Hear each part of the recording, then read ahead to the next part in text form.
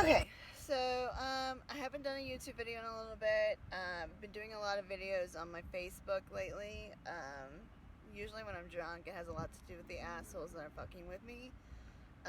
Most of it's because I sound like really deranged when I'm drunk and when I'm talking, because if I'm drunk, then I'm definitely not making sense. If I'm drunk, I sound even crazier or look manic or crazy shit like that. So I wanted to cover something about umbrella, because I don't know what else to call them. I'm rewatching Stranger Things, which is based off the idea of MK Ultra, which this technology is technically based off the idea of MK Ultra, and was thinking it through just a little bit ago, and I know they're helping me out with it a little bit, but the way this shit works, because I sound crazy, we all know that, it's strongly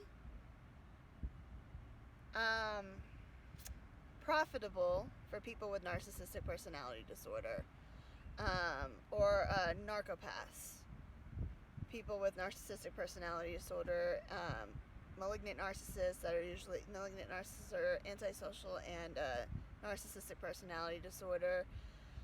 It's very, very strong for narcissistic personality disorder. It's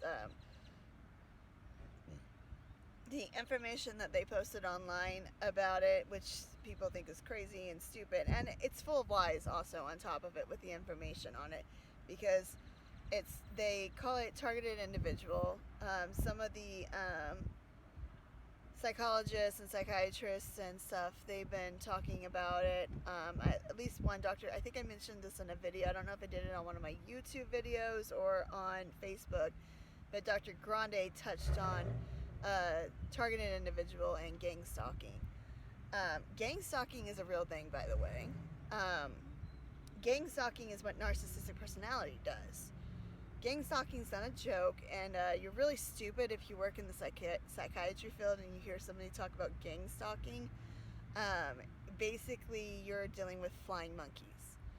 I said basically. I mean, they're flying monkeys. They're stalking you. They're following you around. They wanna meet you, or just see you, or even just like watch and see if something happens or something like that, to see a reaction, maybe know something's happening. It's like really creepy. Like that's how narcissistic personality disorder works. So what I'm going to talk about is when you're dealing with narcissistic personality disorder and you're dealing with the targeted individual and stuff, when you read up on it and you look into NPD, everything about the way the TI thing works and the way narcissistic personality works, narcissistic personality has a target. They always have a victim, a person they go after, or for TI, targeted individual. Wow, shocker. They get people involved, called enlistment. When they do this, they get supply off their enlistment, and they get supply off the victim, or the TI. When this happens, they will give or take on the boundaries of what they feel like they can do, because MPD alone, they talk about if you're like a malignant narcissist, you're a criminal already. It's one of those things that you do criminal behavior immediate. Like it's what you do. You're a criminal. I love Dr. Fox for this, because he said they're criminals. They're always criminals. It's just the way they are. But they're usually the type of criminal that is very, very, very hard to bust, because they will scapegoat. They will blame, I didn't do that. That person did it, but I didn't do it. But they did do it. Campaigning process alone for NPD is coercion, trickery, taking advantage of a person in a situation to get them to do something criminal. On the level that I'm on, it's way worse for what they're able to do because of the technology. And because of the technology, they're able to make me do it whether I want to do it or not.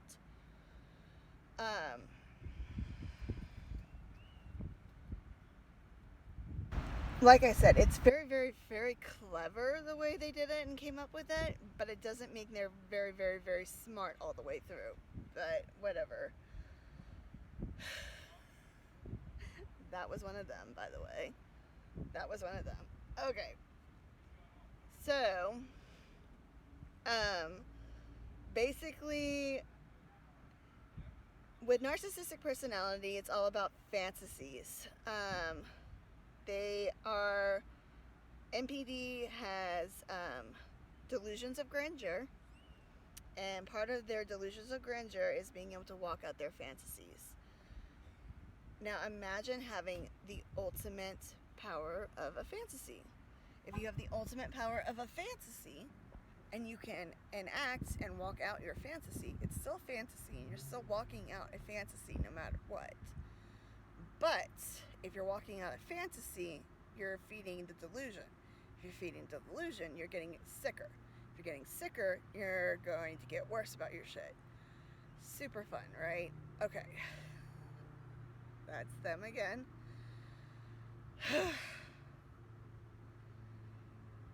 One of the things I covered on my Facebook, since this has been going on since I was a child,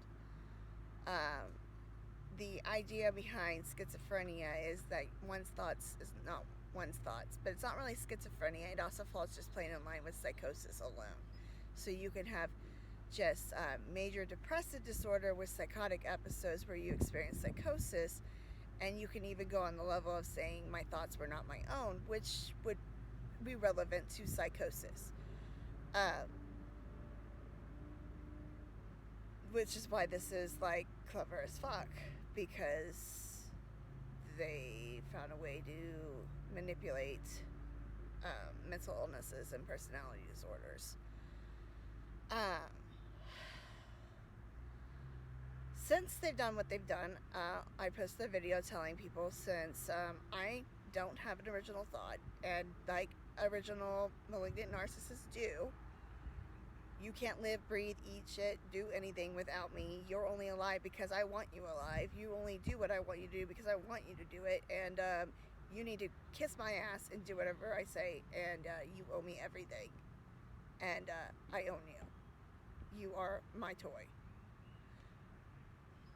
So since they went that far and kept going that far, I responded with, then I'm a corpse, and I've been dead since I was a baby, or since I at least got adopted into this family, since y'all are the ones doing it to me. And since I'm a corpse, and your arguments against me is that you're not rapists, you're not pedophiles, you're not child molesters, but I'm this awful human being. I have not ever raped a person in my entire life that I'm aware of. I know I've been in a position where they try to make it seem that way. I feel like shit for the position I was in, but that was not my fault. They are doing the victim blaming card with this shit because they fucked with me when I was a kid. And I don't know if I talked about this on the YouTube videos. Can you imagine having a child that has adults be able to, when it comes to pedophiles, they really like masochistic children. If a child's masochistic or seems to enjoy something that they're doing, it comes across as masochistic, they really, really, really like it. I didn't know until I did some research on shit that, because I one of the things I've been accused of is downloading child pornography and masturbating to it, and I have not ever done that. I didn't even know that there were videos, like I could not fathom, but at the same time, looking back on what they did to me and what they put me through as a kid, I could not fathom when I was reading it, because it was like, it scares the crap out of me, because it's horrifying for a child to go through. That there are videos where kids are being fucked with by adults, that are, it's child pornography, and they're laughing and giggling apparently, and seem to be taking pleasure out of it. And that cuts me deep, because I can see that aspect with them and what they did to me, and it's very, very heartbreaking, and it's very monstrous.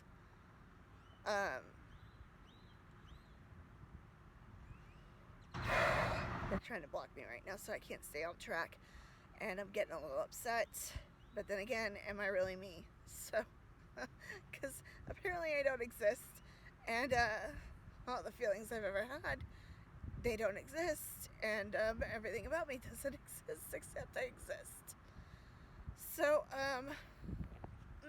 excuse me. So, basically what I need to cover, or I'm trying to go over today, is if you enlisted and you're part of this shit, your family is a target now. One day down the line, when I'm dead and I'm gone, your family has become an option. Your family has proven a DNA dynamic that they like, that they didn't have to necessarily manipulate, but, you know, your parents helped grow and build you on and taught, so that they raised you to have narcissistic personality disorder, or you lucked out and they knew what you were looking for when they found you, and you had narcissistic personality disorder. Those are the ones they favor. They're special in their eyes. They're like-minded, and that's how MPD thinks and works. If you're empathic, you get screwed over. You get silenced. Even borderline is at risk with it. They're making the assumptions that borderlines are going to automatically just be all over this shit and whatnot, and that's not accurate. That's bullshit. That's a lie. It's NPD. NPD is what you're looking at. So, and anybody, if you do your research properly, the data for borderline personality disorder would back it up for the most part. You would more than likely be looking at people with a comorbid condition if they had borderline, and they would have probably narcissistic personality disorder as well, which means the NPD would play out in the end, because borderline decreases as you get older. Once you hit a certain age range, it starts to tamper down. NPD hamps up. They're trying to also convince me that I now have narcissistic personality disorder. I have not enlisted. I'm not enlisting. I need to make that clear. I'm merely sharing information so people are aware. I don't know if there's any way to stop this. I know that if more people are willing to speak up against it, the better chance you have. It is silence that enables it, and it is the bullies that get into the bullying mode that enable it. And when you're not silent, and when you come together and you take action appropriate, then you can stand probably a chance, because you can, I mean, the way they've done this, for the best of my knowledge, majority of my hometown knows, because I figured out people in my high school swim team were being told about stuff, and they were being enlisted, and people talk, and they talk, and it just depends on what they were told. And the way that targeted individual puts it is, you broke the law, and thus you got put on here. I did not break the law. And first of all, you would not have known if I had done that unless somebody had reported it to the police, which would thus and therefore put me in a different position. So how would you have known unless you were actively involved and did it to me and hurt me in that way and hurt other people that way to use and build off of? It's impossible. The other concept was that everybody with a mental illness has this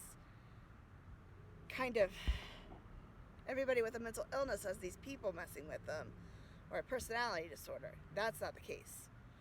I talked about this with them all the time. It's the mirror effect. If you were to look in the mirror for every single person on the entire planet that has a mental illness, pain, back pain, allergies, anything at all, you would, for the way that they do this, you would need people on you all the time. Which means you need a large group of people on you all the time, which means you have to have a large group of people to do it. And NPD runs in packs. NPD does shit in packs. That's how they operate. Psychiatrists and psychologists, they call them wolves in sheep's clothing. I think that is an ego ride for them. I have collectively combined them down to bed bugs, because once you're infested with NPD people, they multiply like bed bugs, and the way they operate, you normally don't know you've got it going on. You've got this aspect going on until it's too late, like a bed bug infestation, and it's like next to impossible to rid yourself of it. And they think they're cute and cuddling, so I compare them also to hamsters, but I also I compared them to hamsters because hamsters will eat their own. They will cannibalize themselves. They'll eat their babies, they'll eat other hamsters, they'll eat each other. So they seem cute and adorable, unless you don't like rats or rat type things.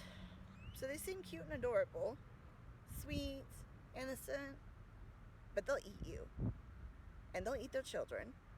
And they always do. And the next thing I compare them to, and it's a combination, remember, and it's because they're monsters, and that doesn't seem appropriate enough for them, is a hyena. They will laugh their asses off at you while they do it. They will take so much pleasure in it. They're sadists. They're sick fucks. Anyways, so I'm covering a lot right now. But with this shit, if you enlisted, you're now a target for future. Your family is. And they're all about chaos.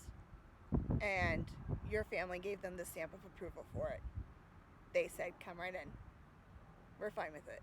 We're fine with a pedophile being able to talk to my child and tell them what I want them to feel and think, talk about sexual things on a level that is vile and disgusting. Probably one of the hardest things that I remember, like when I started to really start to grow up the last time, when I was a kid, when I knew something major had happened. I got molested in a store at REI. I think I was about 11, may have been around 12. I'm pretty sure it was about 11, may have been 12. It was shortly after I came back from Colorado. My brothers were getting ready to go on a Boy Scout trip, and so we went to REI so they could get new boots. I was downstairs. I had just started to get my boobs in, and I forgot to wear a training bra that day, or decided for whatever reason not to wear a training bra that day, and I thought it would be fine, and I didn't think anything of it. So I was young, naive, dumb, being stupid, whatever way you want to put it. Maybe it was them. Which is even scarier from what happened.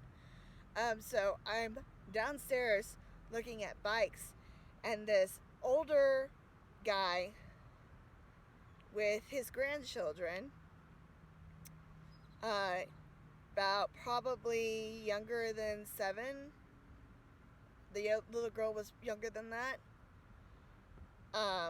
comes up behind me and puts his hands on my breast and plays with my nipples. And he tells me in the middle of it, does that feel good? He walks away after a little bit. I'm kind of in shock. And then I run up the stairs to go tell my parents what happened. My mom's fussing with my brother when I get up the stairs. And initially, when I was remembering this, like reviewing it again in my memories, when they first went through this, because I guess I was afraid of my mom because they were abusive, and my mom scared me sometimes, and I shut down. And immediately, the first thing that comes to mind is just go play someplace else. So I went downstairs and I played on the other side of the store, away from the bikes and the tents, looking around for the fucking guy. And when he was leaving, we were downstairs by the stairs next to the rock climbing, and he waves at me as he's leaving with his kids with the bike for the boy, and my older brother's standing next to me, and he goes, "Who's that guy?" And I'm literally, I can't even explain this, and it's like terrifying to think about it, and I can't hate myself for it, but at the same time, I must remember these assholes have been messing with me. I lift my hand up to wave to him, and my brother says, "Who is that?" And I say, "A friend," very quietly.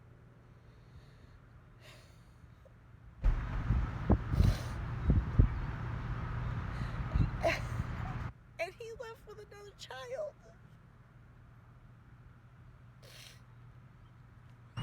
I couldn't tell you if it was more thought out or planned. I couldn't tell you. It was just a perfect opportunity. But that's what happened with that one. And the entire ride home, I'm sitting in the back of my parents' Durango, and I'm filled with anxiety, and I'm scared, and I'm freaking out, and they're telling me in my head that I should have had sex with the guy. They're telling me I should have pushed him into the close-off area and like had oral sex with him, tried to fuck him, all kinds of stuff, and they're doing that to me. Can you imagine an adult being able to do that to your child?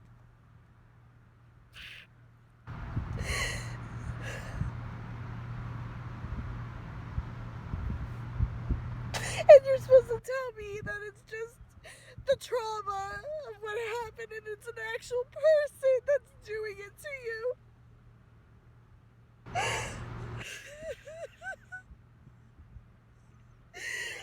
you don't know what to do.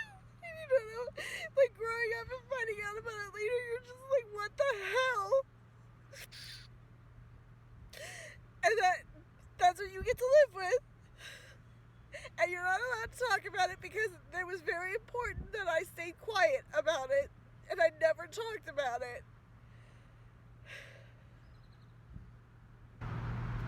This is the shit they're gonna do to your fucking kids.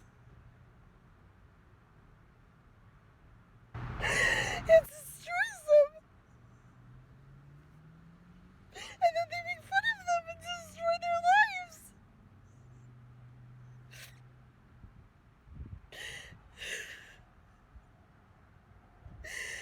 And your family gets involved, and they just let it happen. They just let it fucking happen, and I'm supposed to say it's all a lie. It's all in my head, and it's not. These people have made a point to let me know that they're doing this.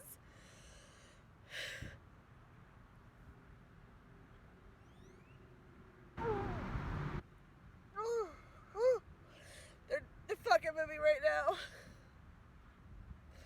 Making fun of it.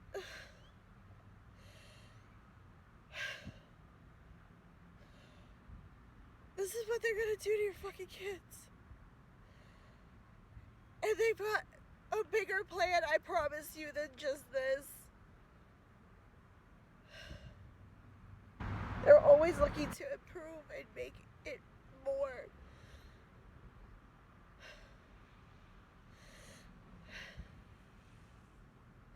So y'all beware.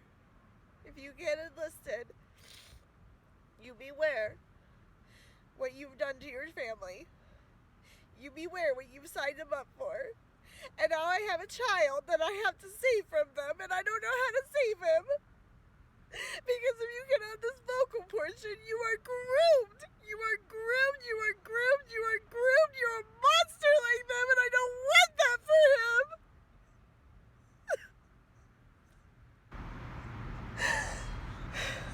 And that was part of their plan. They begged the family that they could keep close. They made it as easy as possible so it would just be as torturous as possible on top of everything else.